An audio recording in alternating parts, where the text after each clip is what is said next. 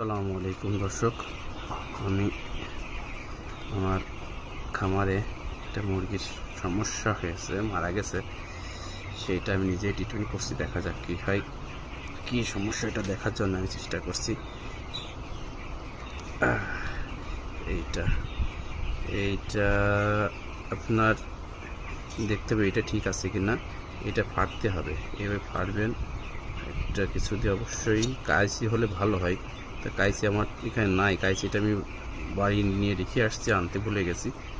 যার কারণে এটা ছুরিতে ভালো ধার আছে, ছুরিতে আমি দেখছি যে কোনো সমস্যা আছে কি না। না, আলহামদুলিল্লাহ কোনো সমস্যা নেই। যদি দেখা যায় যে এখানে কোনো ইনফেকশন, কোনো ফোট ধরনের কোনো কিছু থাকে, কোনো ফোট কোনো কিছু ভিতরে ঘা মতো থাকে, তাহলে এটা সমস্যা। তা আলহামদুলিল্লাহ কোনো সমস্যা নেই। এটা হচ্ছে গাউট রোগ হয়েছিল, এই জন্য আমি এটা কেটেছি। তবে